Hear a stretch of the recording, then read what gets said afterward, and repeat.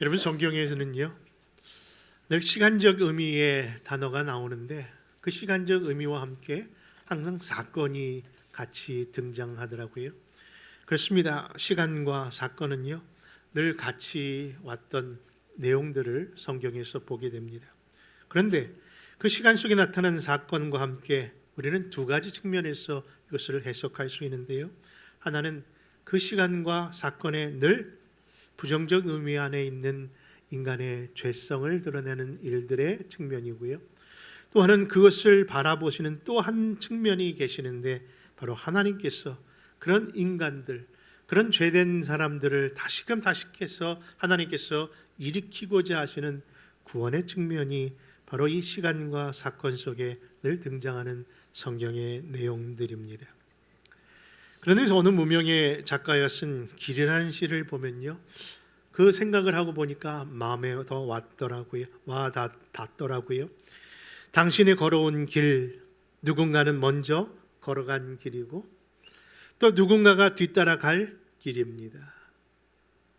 당신이 가는 그 길, 비록 어둡고 험난하여도 내 뒤따라오는 사람들을 위해서 정진 바른 길 가십시다. 여러분, 사실 길이라는 것은요 누가 걸었기 때문에, 그것을 계속해서 걸었기 때문에 난 길 아닙니까? 방금 우리가 들어온 이 문도 과거에는 벽이었는데 누군가가 그 문을 뚫어줬기 때문에 이 안에 있는 것 아닙니까? 성경은 그 사실을 늘 이야기하면서 보이지 않는 그 길을 내신 분을 이야기합니다. 여러분, 근데 그 얘기를 할 때마다 성경은 오늘의 표현처럼 24장 1절에 보니까 그때라고 하는 그 시각적 표현과 함께 바로 그 잘못된 길을 가고 있는 인생들에게 새 길, 생명의 길, 아름다운 길을 소개하고 있습니다. 여러분, 성경 속에 첫 길을 들었던 인류의 조상 얘기를 한다면 아담과 하와를 들 수 있는데요, 이 아담과 하와는 그 첫 길을 잘못 들었어. 그 길 따라가는 모든 인류가 다 죄 가운데 머물게 되는 안타까운 모습을 드러냅니다.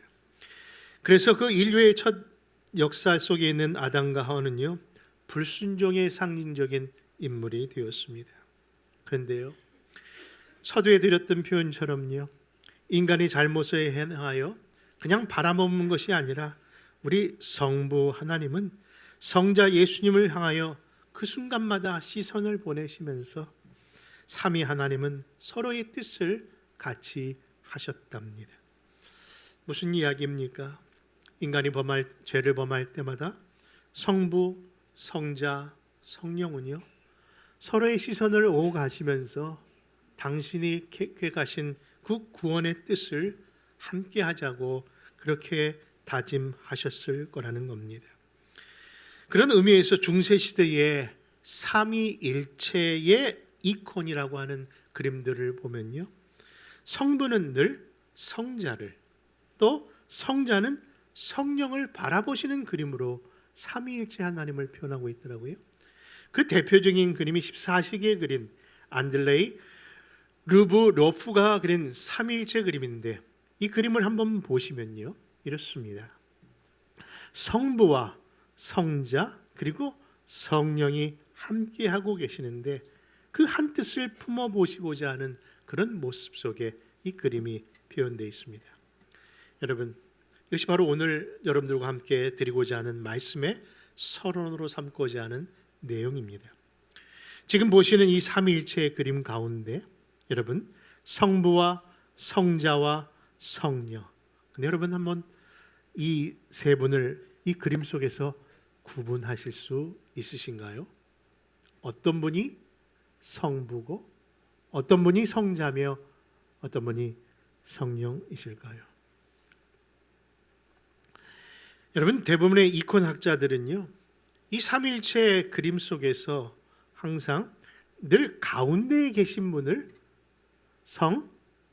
성자라고 얘기한답니다. 그것을 그렇게 해석하는 이유는요, 그 성자만이 유난히 아무나 소화할 수 없는 패션의 색깔의 감각을 갖고 계시거든요. 여러분, 유난히 성자는요 색감에 민감한 분이십니다. 제가 지금 농을 하는 것이 아니라 이것이 정말 사실임을 천상의 색깔로 표현되고 있는 파란색은 누구나 입고 계신데 바로 오직 성자만이 이 땅의 이 지상을 상징하는 붉은 옷을 입고 계시잖아요. 그래서 이 성자만이 성부, 성자, 성령 가운데 두 인성, 그러니까 두 성품, 신성과 인성을 갖고 계신 분이기 때문에 이 색감의 옷을 입고 계시다는 겁니다. 그런 의미 안에서 성자를 구분하는 신학적인 논리입니다. 그런데 여러분, 그렇다면 성부 하나님은 어느 위치에 계실까요? 여러분, 오른쪽으로 생각하십니까? 왼쪽이십니까? 굳이 답을 안 하셔도 됩니다. 왜냐하면 여러분이나 나나 보는 각도에서 왼쪽 오른쪽이 다르기 때문에. 네. 근데 여러분, 누가 성부냐고 한다면요, 가운데 계신 분이 누구라고요? 성자라면은 성자가 바라보시는 분이 성부라는 것이죠. 여러분, 그렇습니다. 성자는 늘 자기 뜻대로 살지 아니하고 성부의 뜻을 따르며 이 땅에 오셨기에 성부를 바라봅니다. 그렇다면은 그림상 여러분들이 보는 쪽에서 그렇죠? 어느 쪽인지 아시겠죠? 사실 예수님께서 예수님의 제자들과 사람들이 하나님을 보여달라고 얘기할 때마다 뭐라고 하셨습니까? 나를 본 자는 곧 그렇죠? 성부 하나님을 보았다고 얘기하시는 그 근거에 의해서 성부를 표현하고 있는 것이죠. 그런데 여러분, 아직 그림의 이야기는 끝나지 않았습니다. 그렇다면은 여러분, 이 그림상에서 과연 성부의 시선은 어디를 가리키고 있을까요? 그렇습니다. 그것은 성령님을 가리키고 있고요. 그리고 성령님 또한 또 하나의 시선을 집중하고 있는데 어디에 있는지 그림을 한번 다시 한번 첫 번째 한쪽 면만 한번 보여주시겠습니까? 네, 지금 성자는 성부를 보고 있고 성부는 성령님을 보고 계시는 시선이 있는데 성령님은 뭘 바라보고 계시죠? 그렇죠? 가운데 있는 한 그릇을 바라보고 있는 그림을 표현하고 있습니다. 근데 그 그림상에 그 뭔가 되어 있는 그 내용이 뭔가 학자들은 이야기하기를 이것이 바로 제물에 쓰여졌던 양의 그 고기로 표현합니다. 그 음식으로 표현합니다. 근데 하필이면 그 위에 예수님이 이렇게 손가락을 이렇게 이러고 계시잖아요. 그래서 누가 그러시더라고요. 저걸 보더니 지금 식탁 교제를 하시는데 나는 2인분 이렇게 그런 걸로. 그래서 제가 이 거룩한 분위기를 깨누고 있구나 하는데 나도 또 그 얘기를 또 하고 있군요. 네, 근데 지금 성자가 성부가 성령을, 근데 성령이 그 그릇을 바라보면서 표현하고자 하는 내용이 있었던 거죠. 여러분, 그 양의 제물은 바로 인간이 범한 그 죄를 희생하게 하는 그것을 이 세 분이 바로 한 뜻으로 삼고 있었다는 것이죠. 그래서 이 세 분의 시선을 합해 보면은 그 다음 그림 뭐가 이루어져요? 십자가가 이루어진다는 것을 표현하고 있는 것이죠. 그렇습니다. 여러분, 2000년의 교회 역사 속에서도 이와 같이 성경에서 말씀하시는 것처럼 성부, 성자, 성령님은 늘 십자가를 통해서 자신의 뜻을 드러내셨으며 또 그 뜻이 성경의 가장 주된 교훈인 것을 여러분 의심할 바 없다는 것이죠. 자, 그러한 서론적 배경 속에서 오늘 지난주에 하나님과 하나님의 말씀에 벗어난 그 악행을 행하고 있는 북이스라엘 왕 여로보암의 이야기를 좀 더 나누려고 합니다. 여러분, 지난주 기억하시는지 모르겠습니다. 남유다에서 온 무명의 선지자 이야기 생각나십니까? 그렇습니다. 남유다에서 올라온 한 무명의 선지자가 하나님의 메시지를 전하기 위하여 정말 그 악한 여로보암에게 섰고 그가 행한 모든 것을 지적하며 장차 하나님의 큰 그런 심판이 있을 것을 전합니다. 그런데 그 일 속에 손이 굳어졌던 그 여로보암이 손이 풀리는 일을 보고 어떻게 여로보암은 그 무명의 선지자를 환심을 사기 위해서 그를 청하기 위해 떡과 물을 나누자고 이야기하는데 그 집에 초청하는데 그 무명의 선지자는 아주 단호하게 나는 당신이 주는 어떤 것도 떡과 물도 마시지 않고 내가 왔던 길로 돌아가지 아니하고 어떤 길? 다른 길로 가겠다라고 그렇게 하나님의 뜻을 전합니다. 그런데 그렇게 당당하게 말씀 가운데 순종하며 걸어갔던 그 돌아갔던 길인데 하필이면 베델의 한 늙은 선지자의 말에 속아 먹지 말아야 할 떡과 물을 마심으로 인하여 결국 그 법을 어김으로 인하여 노상에서 사자에게 그만 물려 죽고 말았다는 이야기까지 들려드렸습니다. 여러분 그렇습니다. 그 이야기를 들으면서 아마 여러분들은 성경에서 왜 이렇게 이해되지 않은 이야기를 담고 있을까? 여러분 사실 무명의 선지자를 죽음에 이르게 한 그 베델의 한 늙은 선지자라고 성경은 이야기하고 있습니다만은 이 궁금한 이해되지 않는 이 스토리의 그 질문을 답을 요구할 수 있는 한 근거가 이 베델의 한 늙은 선지자라는 표현 속에서 해석이 가능하게 되었는데요. 그것은 다른 것이 아니라 베델에 있는 늙은 선지자라는 말이 나이 들은 선지자를 얘기하는 것이 아니라 그 뜻을 살펴보니까 베델에서 오랫동안 선지자 노릇 하던 자라는 의미로 말씀이 해석되더라고요. 그러니까 베델에서 오랫동안 선지자 노릇을 한 자다. 여러분 그렇다면 하나님의 선지자가 그 베델에서 오랫동안 활동을 했다는 것이 무슨 의미일까? 생각해 보십시오. 지금 그 베델은 어떤 곳입니까? 그렇죠? 북이스라엘이 하나님과 하나님의 말씀에 벗어나 정말 하지 말아야 할 가장 큰 잘못 금송아지 우상을 그 베델 제단에 만들어 놓고 하나님처럼 섬겼던 악한 일을 행하는 일에 가장 앞선 자가 그 베델의 선지자라는 사실을 볼 수 있는 것이죠. 결국 그곳에서 그런 생활을 오랫동안 할 수 있었던 것은 그가 자기의 이득을 위하여 자기의 이익을 위해서 신앙을 파는 자라는 것을 볼 수 있는 겁니다. 그러니 그런 짓 더 이상 하지 말라고 외쳐댔던 남유다에서 온 그 무명의 선지자의 말에 가장 충격을 받았던 그는 어떻게든지 그를 해하고자 하는 마음에 거짓 예언을 그에게 했던 것이지요. 그렇다면 여기서 하나 묻습니다. 여러분, 그 죽음을 당한 무명의 선지자는 그 베델의 선지자의 말에 속아서 죽은 것일까요? 아니면 속아준 것일까요? 여러분 제가 왜 이 말씀을 드리는 거 하니? 유다에서 온 이 무명의 선지자의 죽음을 둘러싸고 너무나도 많은 의문이 들기 때문에 그 질문을 드리는 겁니다.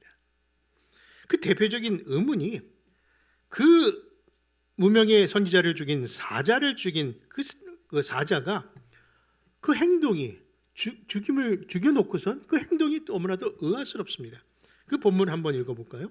우리 한번 왕상 13장 28절의 말씀 한번 읽어봅니다. 시작.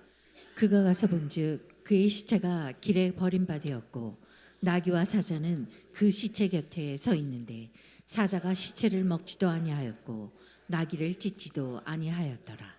여러분 사자가 잡아먹으려고 분명히 물어든다고 생각했는데 잡아먹으려고 물은 게 아니고 도리어 지금 그 시체를 지키고 있는 것처럼, 아니 옆에 나귀도 그냥 멀쩡히 거기에 있다는 거, 여러분 의문스럽지 않습니까? 그런데 그 죽음으로 몰았던 베델의 늙은 선지자 역시 행동이 특이합니다. 그도 그곳에 임하면서 뭐라고 하는지 들어보십시오. 29절과 30절 말씀 계속 읽습니다. 시작. 늙은 선지자가 하나님의 사람의 시체를 들어 나귀에 실어 가지고 돌아와 자기 성읍으로 들어가서 슬피 울며 장사하되 곧 그의 시체를 자기의 묘실에 두고 오호라 내 형제여 하며 그를 위하여 슬피 우니라. 여러분 이해되지 아니하는 한 인물인 이 무명의 선지자의 억울한 죽음을 보면서 우리 서두에 드린 성부의 시선을 다시 이해하기 아니할 수 없는 겁니다. 여러분, 인간이 범한 죄가 일어날 때마다 성부는 성자에게 시선을 보냅니다. 여러분, 그 성자. 그런데 지금 이 성경 이야기 가운데 자꾸 누가 떠오릅니까? 그렇죠. 바로 예수 그리스도가 떠오르는 겁니다. 여러분, 이 무명의 선지자가 여러분 구약에 드러난 예수님의 예표하는 인물이었다는 거예요. 거짓 예언자의 말에 속아서 죽은 선지자로 생각했는데 그 죄악을 알면서도 속아준 선지자였고 자신의 희생의 죽음을 통하여 장차 오실 예수 그리스도를 보여주신 거라는 겁니다. 그러므로 사랑하는 성도 여러분, 성경은 어디를 찔러도 뭐가 나온다? 예수 그리스도의 피가 나오는 것. 그것은 바로 구약에서만이 아니라 여전히 거짓되고 죄된 우리를 이처럼 알면서도 속아주시면서까지 우리를 구원에 이르게 하시는 성부와 성자와 성령의 그 크신 은혜와 사랑을 진짜 우리가 깨닫는다면 우리의 삶 속에 새로운 삶의 결단이 있어야 할 줄 믿습니다. 그런데 그러한 희생적 사랑에도 불구하고 결국 돌이킬 줄 모르는 여로보암과 북이스라엘의 모습은 정말 더 안타깝다 할 수 있는데 결국은 그러한 그들에게 엄중한 하나님의 심판이 이렇게 임합니다. 우리 열왕기상 13장 33절에 34절의 말씀을 한번 또 읽어볼까요? 33절과 34절입니다. 시작. 여로보암이 이 일 후에도 그의 악한 길에서 떠나 돌이키지 아니하고 다시 일반 백성을 산당의 제사장으로 삼되 누구든지 자원하면 그 사람을 산당의 제사장으로 삼았으므로 이 일이 여로보암 집의 죄가 되어 그 집이 땅 위에서 끊어져 멸망하게 되니라. 아멘. 여러분, 무려 22년간 북이스라엘을 통치한 이 여로보암은요 결국 심판을 받게 되는데 하나님의 심판은 그냥 여로보암 자체만이 아니라 바로 여로보암의 그 가족, 그 모든 사람들을 같이 심판하십니다. 그런데 그런 심판과 진노가 바로 그 앞에 있음에도 불구하고 여러분 돌이킬 줄 모르는 그에게 또 한 번의 하나님이 기회를 주신다는 것이 오늘 우리가 본문으로 삼고자 하는 왕상 14장의 내용입니다. 여러분, 바로 내용인즉슨 20년 동안 하나님을 외면했던 이 여로보암이 죽을 병에 걸린 아들 때문에 다시 한번 그 일을 통해서 하나님을 찾으려고 하는 선지자를 찾아오게 하는 그 일을 통해서 하나님이 그를 부르고 계시다는 것이죠. 그런 의미에서 우리 1절과 2절 다시 한번 찾아서 읽겠습니다. 14장 1절과 2절입니다. 시작.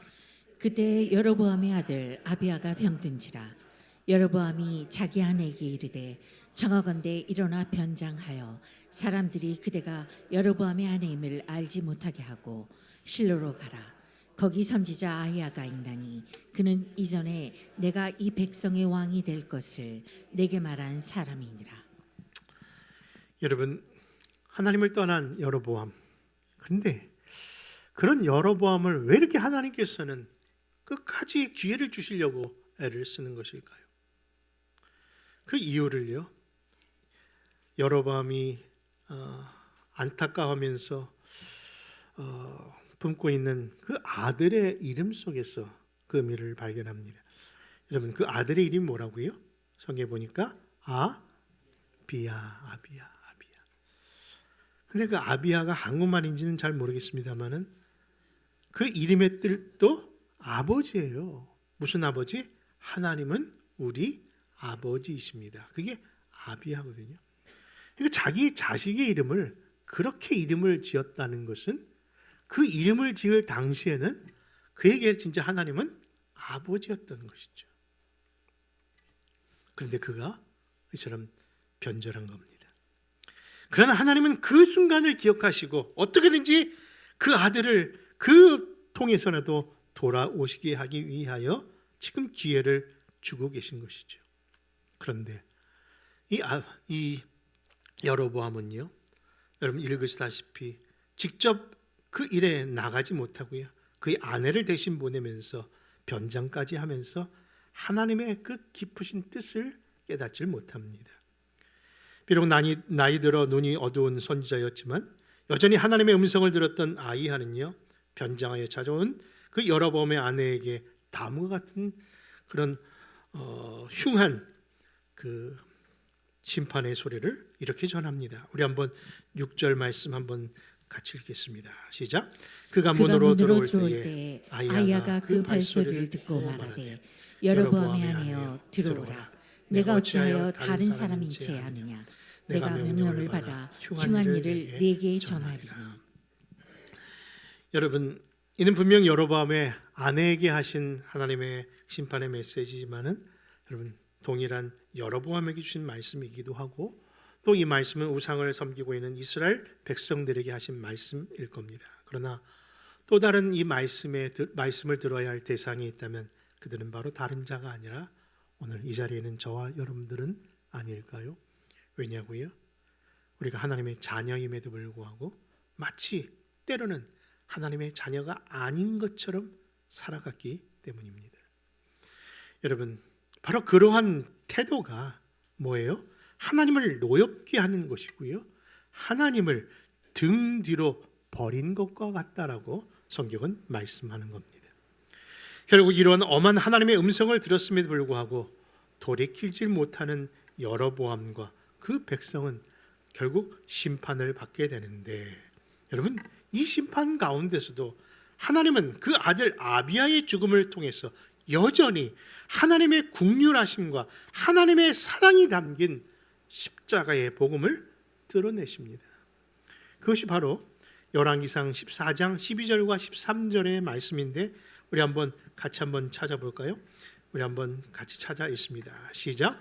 너는 일어나 내 집으로 가라. 내 발이 성읍에 들어갈 때에 그 아이가 죽을지라.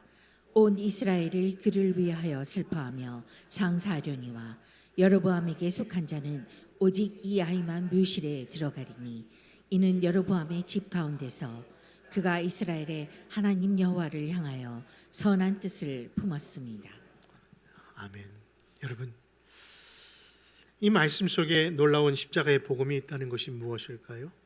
지금 북이스라엘 전체가 다 타락하고 결국 심판에 이르러야 할 대상입니다.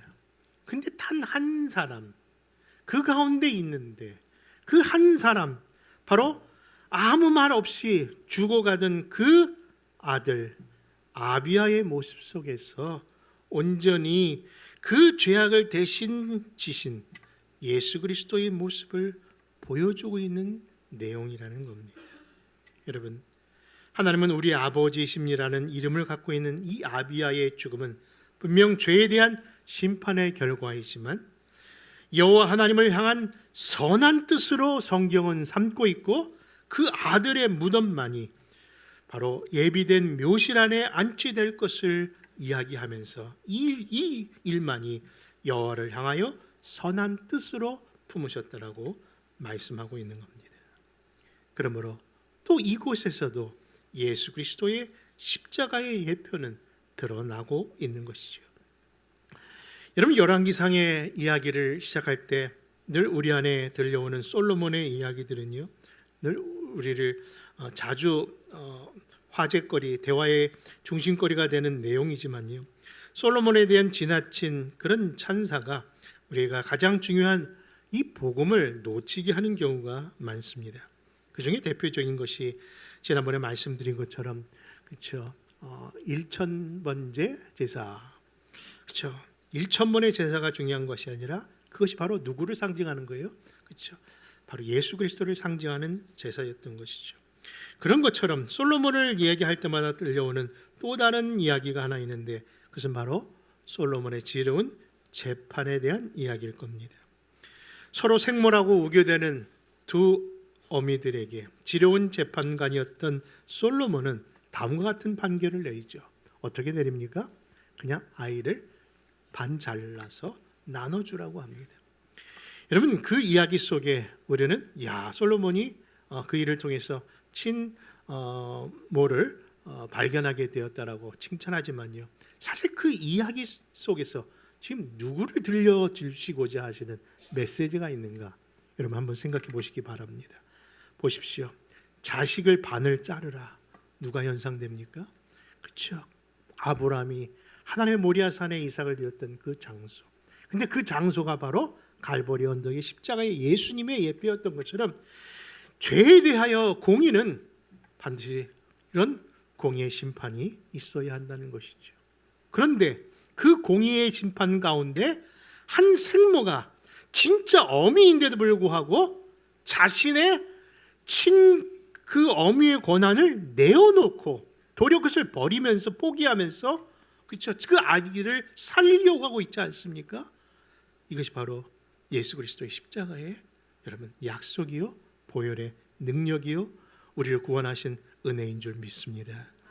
그러므로 사랑하는 성도 여러분, 성경은 어느 순간 속에서도 성부와 성자와 이 성령이 바로 십자가의 복음을 드러내기 위한 그 내용은 변함이 없으셨던 것을 이처럼 성경 여기저기에서 증거하고 있는 것이지요. 그러므로 하나님의 사랑이 우리에게 이처럼 나타나되었다는 사실을 깨닫고 있는 저와 여러분이라면요, 이제 정말 삶의 결단을 해야 하지 않으실까요? 어제 새벽에 강단을 통해서 우리 특별 강사님께서 말씀해 주신 그 적용점에서 저도 같은 마음을 품고 이렇게 적용해 봅니다. 여러분, 우리가 정말 예수 믿고 하나님의 새 사람이 되었다면요, 삶에 이런 결단은 있어야 한다고 하셨는데, 그것은 바로 성부를 향하여, 성자를 향하여, 성령님을 향하여 결단하자는 겁니다. 여러분, 성부 하나님을 위하여 결단한 것은 무엇일까요? 그것은 다른 것이 아니라, 다른 것은 몰라도 성부를 향하여 내 새 사람 되었음을 여러분 첫 것을 드림으로 여러분 삶의 태도를 바로 하자는 겁니다. 여러분, 첫 것을 드린다는 게 뭘까요? 시간의 첫 것. 그 시간의 첫 것이 뭘까요? 주일의 첫 시작, 주일 성수만은 하나님 앞에 헌신하셔야 한다는 겁니다. 물질도 마찬가지입니다. 11조라는 단순적인 단어를 쓰는 것이 아니라 하나님이 나에게 주신 모든 것은 하나님의 것이라는 것에 대한 첫 것을 드리는 신앙적 태도, 그것이 바로 성부 하나님과의 나의 관계 속에 드려야 할 삶의 태도인 것이죠. 성자 예수님의 향해서는 무엇입니까? 성자 예수님, 우리 죄 때문에 십자가에 돌아가셨다면은 그 죄에 대해서는 더 이상 가까이 해서는 안 되겠다는 그런 죄를 미워하는 삶의 태도, 바로 옛사람의 삶을 벗어버리는 결단 반드시 있어야 하지 않을까요? 성령 하나님은 어떻습니까? 성령이 지금 우리 안에 거하시잖아요. 여러분, 성령이 우리에게 말씀하시잖아요. 그렇다면 그 말씀에 순종하고 사는 삶, 세면한 성령의 음성에 늘 따르는 동행의 삶, 이것이 바로 진정한 십자가의 은혜를 받은 자의 삶의 태도인 줄 믿습니다. 그러므로 주님이 가르치신 주의 기도문을 통해서 너희는 이렇게 기도하라라는 말씀으로 늘 기도의 방법을만 들을 것이 아니라 그 말씀을 통해서 너희는 이렇게 살아라 하는 음성으로 듣자고 말씀드린 것처럼 이제부터는 주의 나라와 주의 권능과 주의 영광을 바라보며 우리에게 허락하신 이 복된 길, 십자가의 길을 함께 가는 그런 교회와 가정과 성도들 되시기를 주 예수의 이름으로 축원합니다.